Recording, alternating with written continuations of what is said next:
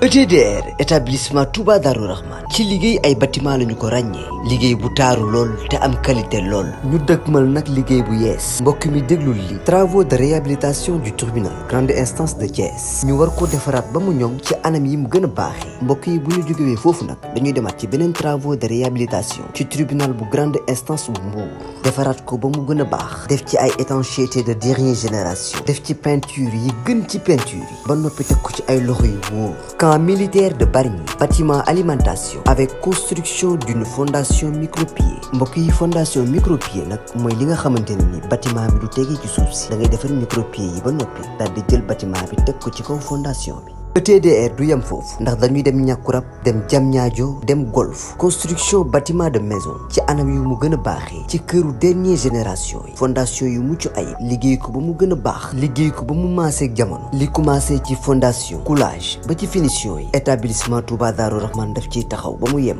ETDR établissement Touba Darou Rahman travaux de bâtiment BTP génie civil fourniture de matériel prestation de service ñun ñoo ci toog bu ngeen ñu soxlaa nag mën ngeen ñoo woo ci 77 575 50 25 wala 33 824 57 43 ETDR accessible na pour ñëpp suñu adresse mi ngi fii ci Pikine ci technopole bi ci yoonu arène nationale villa numéro 406 ETDR moo lay aar sàmm sa bâtiment ba mu am sax na durée de vie bu yàgg kon nag gars yi daw leen gaaw songu ji ETDR ndax nag moo fi ne. waaw mais ni mu taxee mooy Albourakh ñoo ma woo xam nga ne dañoo bëgg combat bi quoi donc sama frère Baye Ndiaye woo ma expliqué waxtaan dégguwuñ ci kase man naa ne sax tey lañ déggoo man maa ngi dégg combat bi taxaw na fu ne te yàlla xam ne combat bi taxawul woon voilà mooy wane ne rumeur yi waaw mi ngi soog a taxaw combat bi moom macha allah taxaw na vraiment donc pour le 30 juin voilà làmb nag loolu la rek xam nga man moom chaque jour combat événement lay bëre te combat bi nag góor soog moom yóbbaat esata moo yóbbul ko yóbbu mooy sama rak moom mooy yóbbu voilà ñoom laay kontaagal yóbbu ma esat yaa ngi dégg Liss Ndiago nag mbër la bëre na macha allah keroog mook sama jarbaat bi Pokola vraiment bëri nañ lu rëy koo wax mu ne moo tax gannaaw combat mais gannaaw combat bi tamit neex na waaw non Sa Thiès Eumeu Sène neex na trop bu ñu wax ne moo ko dàq neex na mais bee tam neex na donc def nañ loo xamante ne aussi vraiment war naa mën a bëre ak ñoom ma bëre ak ñoom te aussi nañu war a xam ne mbëri booyee ñooy choisir man choisir benn booy nag kaa ñu bëre franchement parler keroog bi mooy yaag Moro Kankam dégg nga li ma ko wax nee naa ko choisir ma leen ba ma fayee lu ko jar nag man damay liggéey yaa ngi dégg liñ fi dese bëriwul dañ koy for jox booy ñëw jël roi des arènes bi c'est tout amul c'est pas méchant. d'accord aca Khadim mais mbër bu la yàggal laaj muy Liss Ndiago topp la laaj la ba xam la ba jël la est-ce que kooku jël ko nekkul risque ci yow. nu ma xamee. yàgg na la seetaan de. yàgg na la seetaan parce que maa leen njëkk a bëri mais xamuma xamuma de. pour yow loolu du risque ci yow. non amul risque combat bi nañ ko war a préparer rek. voilà distance bi dafa gàtt le 30 juin 1 mois 20 jours la. waaw noonu la ñun dafa fekkoon na ñuy entraîné donc mag Calcio bi ñu nekkee tamit à chaque fois ñu ngi si entraînement yi ñu ngi ci duni ñu ngi ci saali donc combat bi du combat jaaxaan. combat bi Calcio laa ko tuddee nag. waaw toll sa carrière da nga soxla victoire ndax bu ñu waxantee dëgg rek gëj nga am victoire ci làmb dernier combat yi nga jël yëpp da nga cee mujj laje. waaw mais noonu la làmb noonu la dama nekkoon ci dynamique defet day jeex am naa dynamique yi ma nekkoon di daan gaay doon prévenir fans yi ne leen benn jour mën na ñëw defet am te lii sax xalaatu ma ko woon comprendre nga mais di ñaan yàlla rek defet jeex ñu topp ñu ci des nekk ay victoire ay ndam loolu rek lay ñaan yàlla. mais le 30 moom bu ñëwee Guitangaas bi mu indil Pokola teg der ñëpp ne woon Pokola moo ko man mu ñëw teg der indi Guitangaas loolu bu la ko indilee est-ce que du la indil problème yow. waaye man ban booy moo fi ma néem Guitangaas ban booy ma wax ma la Liss Ndiago keneen Liss Ndiago dafa mën a indi Guitangaas man sos. li mu indil Pokola bu la ko indilee nag waaye man damay Pokola. man la sos. mais ñëpp dañu woon Pokola ko man. waaw mais loolu amaat loolu kii la rek mu tudd pronostic la ak faveur yéen joxe rek loolu lay dara ñaata mbër lañ fi wax ñoo mën Zoss ñëw daan leen bàyyi bu ñëw di xeex nga xool lu ma koy def bu xeexee ma duma ko bu bëree ma daan ko wala déggoo ma la wax boo xeexee ma duma la boo bëree ma daan la du ma soo morom ci benn yoon nga am ay Liss Ndiago waaw non Ndiago ñun ñëpp ay am nañ ay famille Ndiago du si dara du ma tooñ Ndiago yi ndax samay xarit lañ Ndiago yi samay mbokk lañ du mënu ma ci tooñ benn Ndiago moom laa amal affaire am ak problème Ndiago yi de moom Liss la amal problème moom laa amal combat te nañ ko bëri nañ ko jëflante. mais dama gis ne ci moom daf la ñeme chaque fois daf lay day wax say wax xeex ak Liss Ndiago yow pour yow est-ce que wóor na ci yow. waaye yow Xaadim ba may jàng xeex Liss Ndiago xale bu ndaw la yaa ngi may dégg yàlla na sunu borom def rek lépp lu bon lu nekkoon sama yaram mu dañ yaa ngi dégg ma ànd ak sama sago ànd ak sama xel ànd ak wér-gi-yaram ñëw ba ci làmb ji nga xool lu may def Liss Ndiago. dafa kaw di naaru sokaas de. waaw d'accord mën naa nekk. yóbbu Pokola ardo de. waaw loolu du problème man du ma ñëw ñëpp ba abu sifle di nga xam ne du ma ñëw ñëpp. bu abu sifle loo koy def. bu abu sifle incha allah naa ko duma daan ko bu soobee suñu borom maa ngi ñaan yàlla may ndam yàlla may ndam loolu laa soxla bëgguma sax escanté yi naa ko daan rek. moom parce que booy la quoi. waaw mais instant bi bokk na ci xale yoo xam te ne macha allah guddul rëyu mais nekk na xale yoo xam te ne xale yu am jom te dégg na mu ne combat bi yow loo waaj doyul. non loolu du ma wax lu moom du ma wax lu may wàcc du ma wax lu may def voilà ku la jiitu si néeg moo la mën a wax yoon moo la mën a yoon. fi ngay toogee.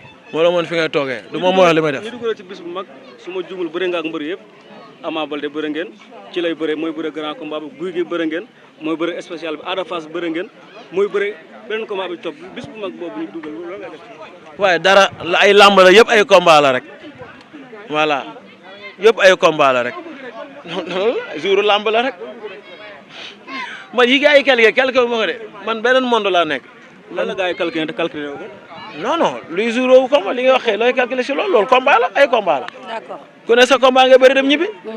mais Zoss gis nañ ne kon niñ koy waxee da nga bëreeg say morom léegi instant bi yaa ngi bëreeg say rak ñu gis ni combat bi adduna yëpp ñu ngi taw xaar Zoss ndax mën nañoo wax ni combat bi duñu sax mooy sa dernière chance mais combat bi mooy dugalaat Zoss ci ki nga xamante ne moom mooy ci làmb sa combat ak Ada Fass da nga koy yàq sa combat ak Alioune Seye gis ni ko ñàkkee tey sa combat bi sa rak-rakat la ñuy wax tey mu am ak yow combat te gis nañ ñi nga xam te tey ñoo nekk si écurie bi ak ñoom ñoo yom génération tey combat bi lan lañ ci mën a xaar Zoss mën nañoo xaar combat bi dugalaat ko ci làmb. waaw combat bi combat la rek comme combat yi donc ñun li ñuy ñaan yàlla chaque jour mooy li ma leen waxoon 2011 ba rek maa ngi may chance Gouye Gui dama ko may chance mu yéeg yaa ngi dégg donte daan naa ko waaye taxul yéeg na man ma daan la taxul nga bañ a yéeg ndax bi ma daanee booy naa tam yéeg na loolu du si dara koo bàyyi nii tey moo ma raw ci lamb foofu donc loolu da ngay nangu nit il faut ngay nangu ndogal li yaa ngi dégg lii la yàlla dogaloon ci man comprendre nga mais chance moom yaakaar naa du gulet maa ko njëkk a def si mbër bi ci mbër mooy dugalaat Zoss ci lamb. waaw day dugal si lamb kay parce que gars yi nam nañ victoire Zoss nangi lañ ciblé Zoss waaw gëm nañu combat bi Zoss mën na ci def benn exploit. mais lu ma gëmul du ma jël avance boobu wax dëgg yàlla man su ma daanoo rek surprise la d'accord mais lu ma gëmul pour la may jël avance bi pour ndax samay supporter loolu mënul nekk mënu ma nekk mbërëntaan yaa ngi dégg ànd ak Eumeu Sène ñi dem bëre ji fu ne ci àll bi ànd ak Paate Balde ànd ak Zil Balde ànd ak ñoom ndem si yàlla Papa Balde Lay Gaynde ñëwaat fii ànd ak ñoom Modou Lo Khadim Gueye Mari Métraïs gars yi ñoom Talla Gaynde super jamono Baaji Jaaram Gueye comprendre nga tey loolu bëri nañ ko suñu yaram bi yëpp bëri la donc loolu lam moo demee noonu rek tey il faut ñu nangul ne nouvelle génération bi dañuy yéeg man dama yàgg wax gars yi lii ñuy def nii le nouveau coach bi grand contre petit nee naa maa nga njëkk a def il faut ñu koy def parce que boobu yàgg na ma leen koy wax bàyyi ma sàcc film bi mais lu ma yàgg bëgg la te yàlla dogal na promoteur yi léegi heureusement ñoo koy imposer mbër yi di leen ko proposer vraiment bu ko benn mbër méttul nag bu kiy jógee dem leen jëlee moo tax Zarko guerrier la voilà gisoo ni muy bëre. loolu daf ma neex. d'accord ku jóge fii rek jëla benn booy may ko loxo mu jóg. loolu nag taxul yàq adversaire u kenn ñun ñëpp maanaam fu mu toll nii même affaire tête de file dafa xewi. gars yi il faut ñu bëri seen biir rek gisoo ni ko jaxasee léegi xàmmeetoo mbëru bu mag bu ndaw bi vrai ou faux. ma ne xàmmeetoo mbëru bu mag bu ndaw bi.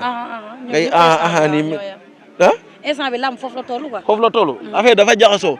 loolu nag mooy lamb. comprendre nga boo demee sport yu bari nii la du ñu catégorie bu njëkk dañu defoon benn cercle VIP rek jéemale fa affaire bi mais ni affaire bi jaxasoo nii mooy lekk bi. d'accord di leen wax nag rendez-vous le 30 incha allah. mais ñi reproché Zoss ci côté entraînement Zoss dafa war a entraîner yaa ngi koy dégg chaque jour Zoss du entraîner Zoss day encaisser xaalis day business Zoss dafa war a dugg ci li nga xamante ne moom mooy ci boy contact ak moom ba os ñeme yàlla rek ñeme yàlla rek non loolu moom maa ngi entraîné quoi. léegi heure ma entraîné naa ko posté envoyé leen ko. mais Zoss bu entraîné ñu Zoss bu ñu daan gis. Zoss bu ñu daan gis entraîné boo os takku suuf. non dina déggu ma ne la. yow keroog yow ñaata nga fekk sama entraînement Fatima. une fois. waaye léegi boo ngir yàlla léegi naa la entraîné léegi chaque jour damay posté entraînement yi envoyé ko. doo ko jël naa ko yónnee TikTok chaque jour. moo ko yomb de. mais Zoss combat bi mooy sa combat capital la. waaw. mooy sa combat adduna. waaw non sama booy Liss Ndiago sama combat àdduna de. Liss àdduna kay li ma fi des bëri na non. parce que Liss combat la rek. ñeme gi la ñeme dafa. non day ñemul rek. Liss du ragal du daw. dégg ma la. Ndiago mi nee na nu saw mbaam beeg kon kaldu mbaam beeg bopp mbaam beeg. loolu moom xam nga signature la rek. Liss soobee yàlla daal dinañ ko daan daal maa sama combat événement la. kon voilà combat bi Liss dina. sama combat événement la. waaw dem ba léegi sama téléphone bi kërëng combat bi ma ne combat bi taxawagul. ngeen ma combat bi. combat bi tey lañ ma soog a jóg. d'accord waa ji. d'accord léegi fi ñu jeexalee ak yow mooy Balla Gaye Tapha Tine actualité nan nga leen gisee ñoom ñaar ki dem na France UNICEF dem ñëwaat fi def face to face. yow mënoo bàyyi combat jàmbur yi. Tapha Tine pare ma. Zoss Liss Ndiago face à face samedi yaakaar naa. fan la. 2STV kon yow xamoo ko. non dañ ma am na mais waxuñu ma fa nee naa non tey lañ ma ko waxoon. affaire bi tey la. dañ ko renvoyé ok lam da am Kaolack ok kon nag yow rendez-vous le 30 juin Sénégal maa ngi taalal loxo seen doom Zoss maa leen di ñaan ngeen ñaanama yàlla ma am ndam voilà gëj naa toog plateau nag soxla nga ndam soxla naa plateau de gërëm comme ñëpp gëj naa fa ñaata xaarim moo tax booy bi